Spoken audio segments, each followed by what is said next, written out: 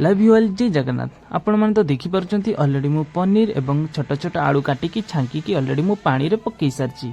तो फ्रेंड मैंने आमे आगे टमाटर एवं ग्रीन मटर छोट छोट काटिकी पकईदबा, तापर लुण एवं हलदी पकईदबा एवं लंका।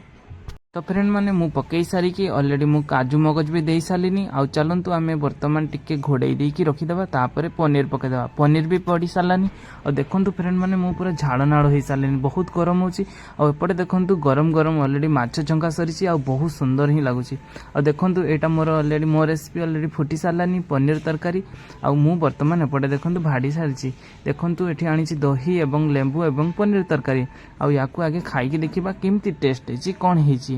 और मु तो खाऊँगी देखुंट आ बहुत सुंदर ही लगुच, बहुत टेस्ट। कहीं बिना पियाज रसुण होती सहित टे घी पकड़े, डालडा घी, जदि टेस्टा ताठू 2 गुणा बढ़ीज।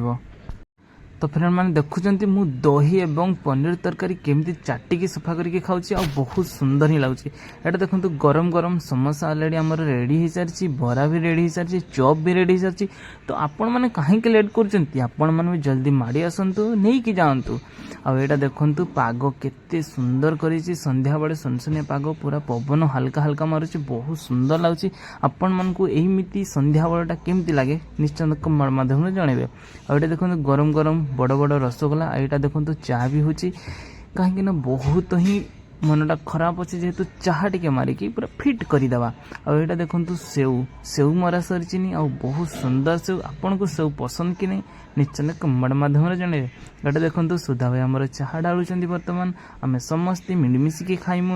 आटा देखो संध्या बेले मु रेस्टोरेंट को पलि आसिली, कहीं बिना प्याज रसुण मुही करी। तो पहुँचु पहुँचु देखु अलरेडी मु भाजी सारे बैगण बैगण गोटे भर्ता करवा, बैगण चकटा। आपड़ तो जानी बैगण चकटा देशी लोक केमती पसंद, पखाड़ हो बैगण चखा, बाह कौन कहबी आपण मानकु। अलरेडी मु बैगण और लंका एपटे देखु अदा अलरेडी मु काटी देछि, ताकू दौड़िबा। आ एपटे देखु सोयाबीन मु छांकुची, सोयाबीन केवल सोयाबीन सोयाबीन खातु और बॉडी बनातु। और ये देखु मोर तरकारी अलरेडी मोर रेडी। आ एपटे देखु बैगण भर्ता भी अलरेडी मोर रेडी। और लेट करबानी, चल